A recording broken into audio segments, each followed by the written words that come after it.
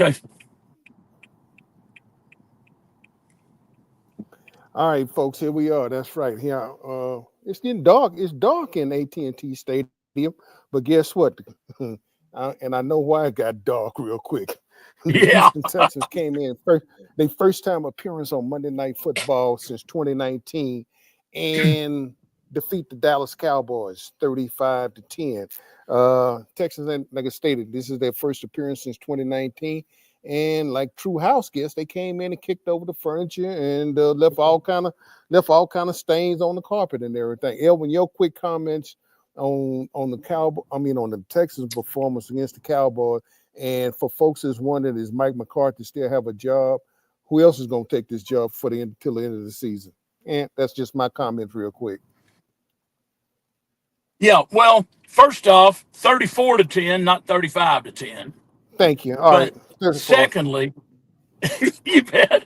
But secondly, my thoughts. I had a bunch of friends, as you know, I cover the Cowboys home games just like the Texans. A bunch of my friends have been asking me since last, I guess, Wednesday or Thursday, what I thought about the game. And coming in, I told everybody Texans by at least 21, and they did exactly what I said they were going to do. Uh, the best way to sum it up, the Dallas Cowboys are an absolute dumpster fire, and Jerry Jones will not fire Mike McCarthy before the season is over. He was asked about that after the Eagles game last Sunday night, and he said he had done that twice during the season, and it didn't work out, which, of course, referring to Jason Garrett and our good friend, uh, Mr. Phillips, who is the best defensive coordinator in the history of the Wade of the NFL. You So talk you talk you although he talking about probably should you talking about do Bum's what? son, right? You talking about Bum's Yeah, son, right? yeah. So I said Yeah, Wade. Uh, yeah, I know. But you I want know, I want I he want should have. something.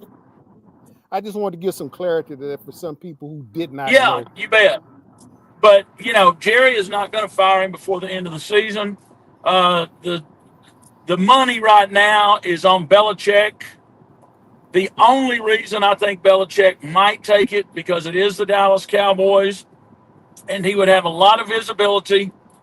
But I really think Belichick only wants to come back to get those additional 15 wins to have the all-time record of most wins by an NFL coach and surpass Don Shula.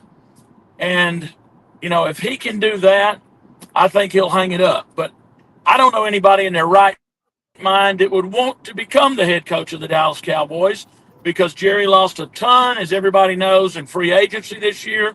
He didn't get anybody worth a stinking flip to replace his losses. He's had injuries left and right.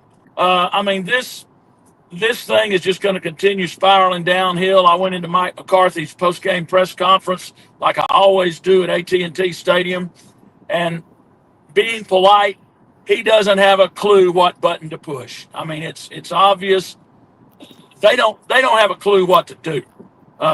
I was proud to see the Texans do what they did because I did not want to see them come in and play down to the level of the competition. I thought they did that to some degree in the first half, but in the second half, they came out smoking. And of course, that uh, double fumble for the before the touchdown is really what sparked that second half for Houston. But I was real proud of them, and of course, they're 7-4 now. And with the Titans coming to NRG on Sunday, there's no reason the Texans shouldn't get to 8-4 and be in total control, as they almost pretty much are anyway, of the AFC South. You mentioned the Derek Barnett. That's who strip sack caused the whole. He Yes, was the catalyst of that. In fact, he was the one. And let's I had a discussion with some of my colleagues right before D'Amico came into the conference. Came into his presser.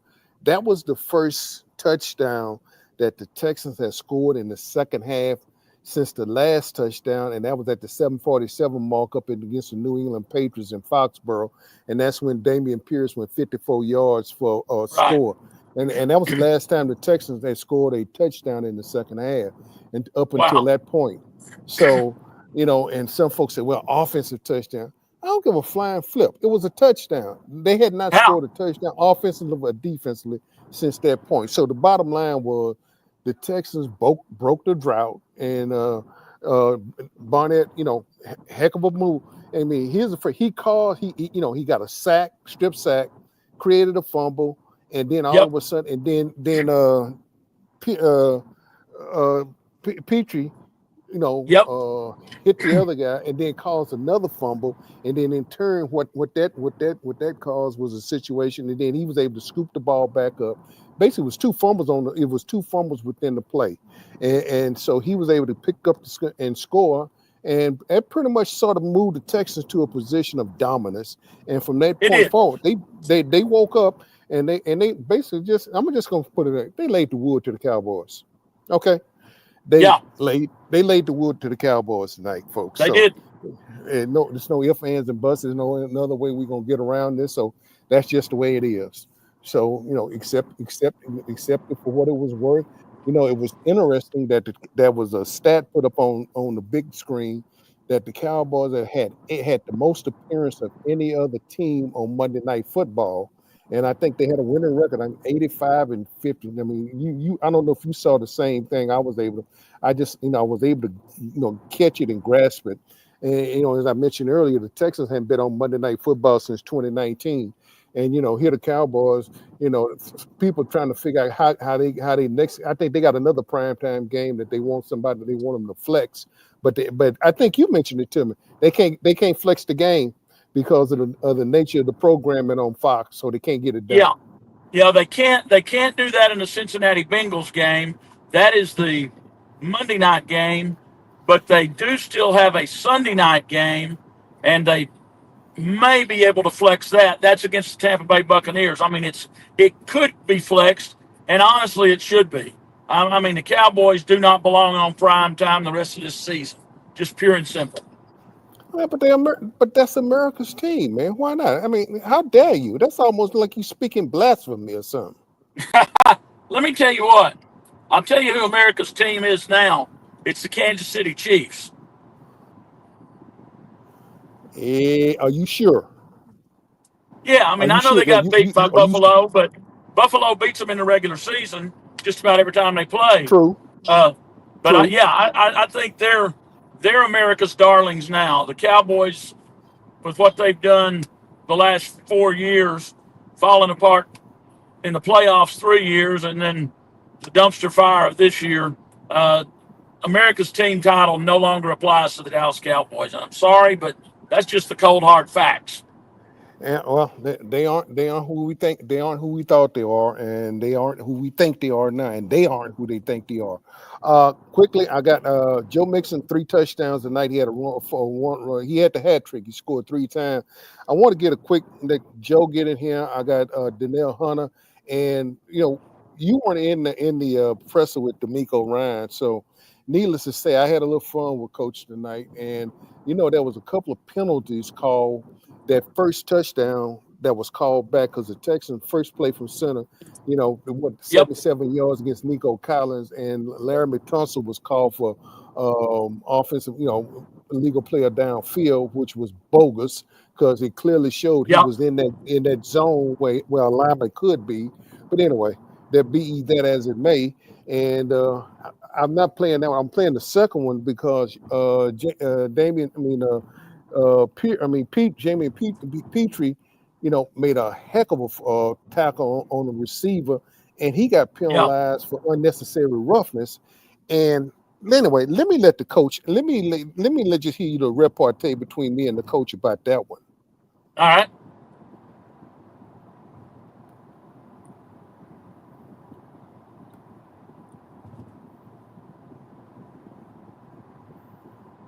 Jalen tonight, obviously, to me, was a clean football hit.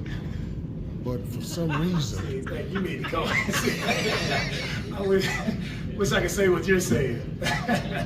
I'm just, what they call, what they at the beginning of the year, shoulder, everything. The receiver made 2 steps, and all of a sudden, you got more laundry on the field, and you got it in the laundry mat.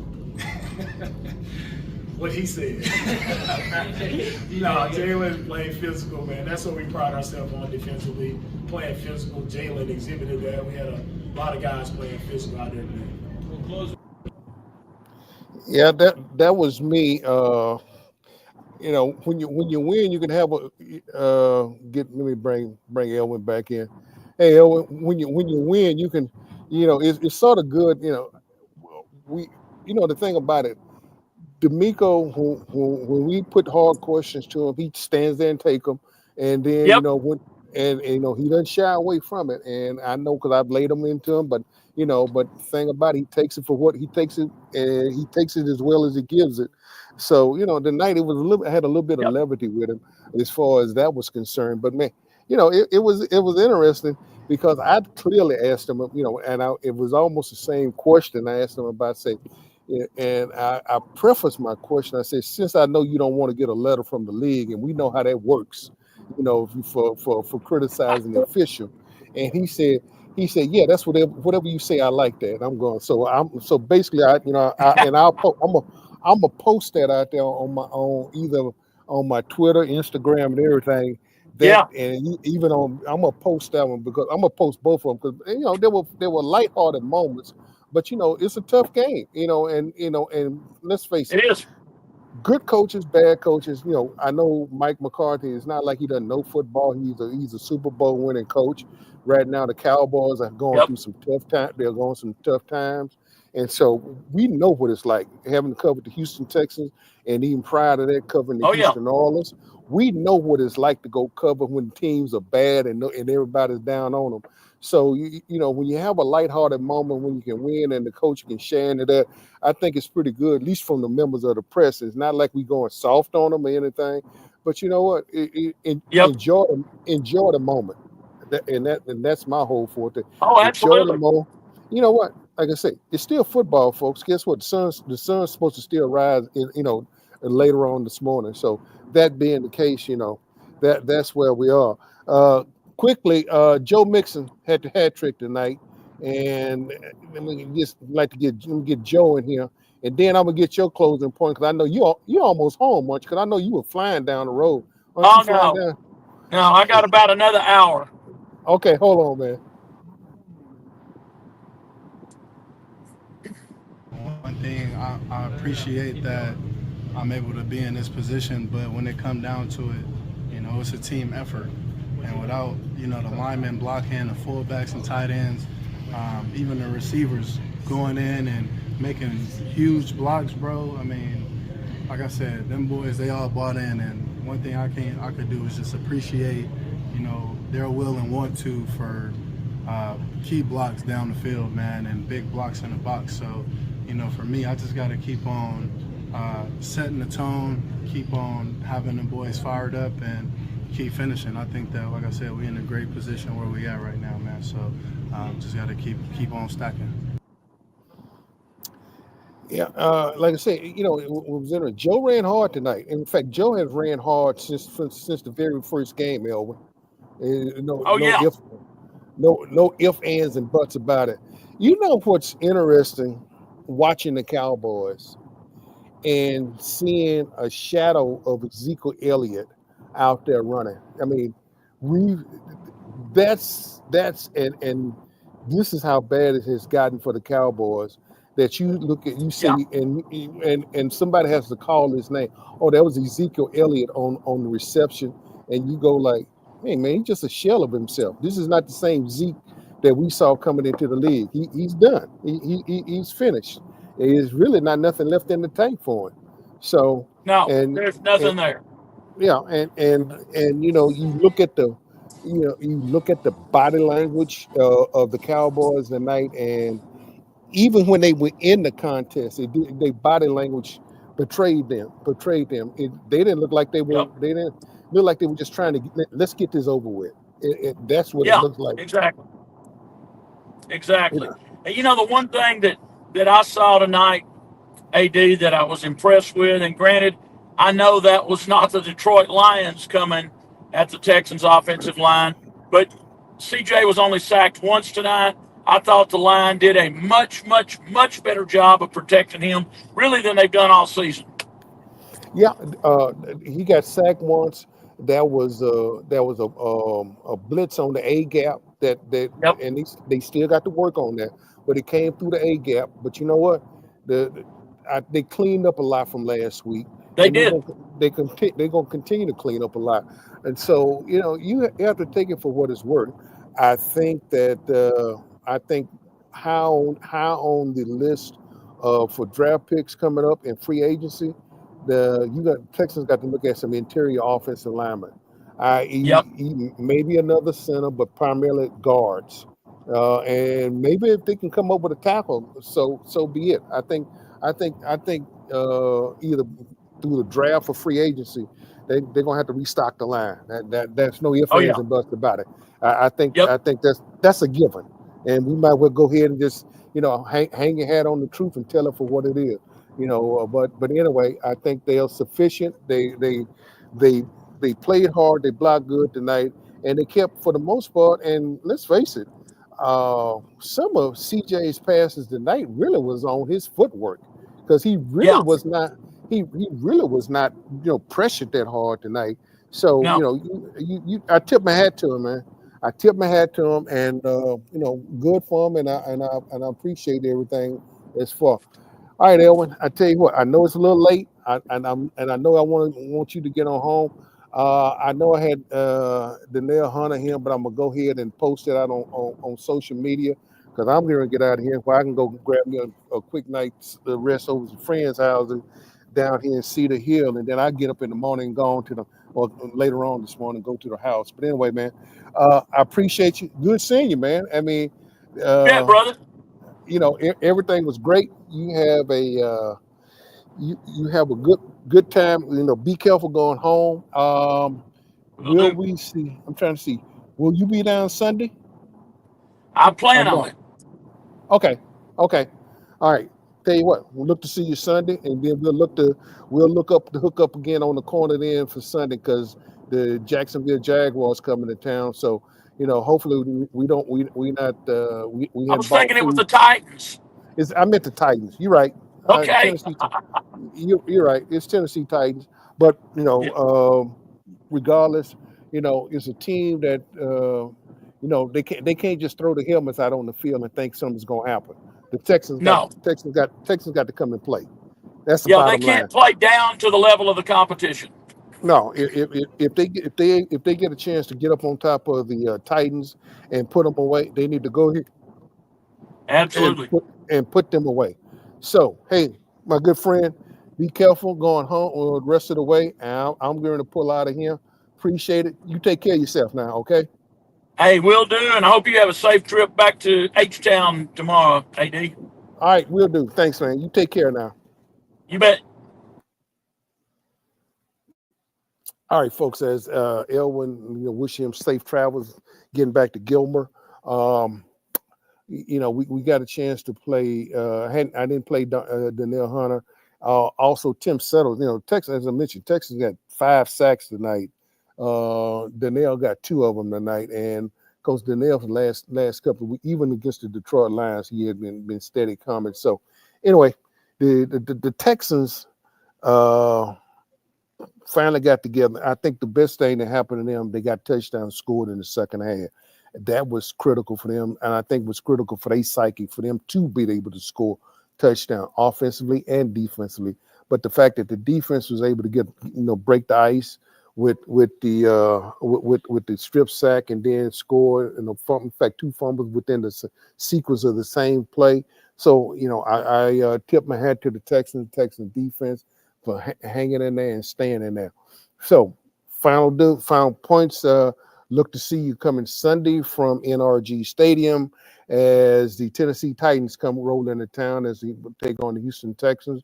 We'll look to be on the air post game on the corner with guests, comments, and all the whole likes.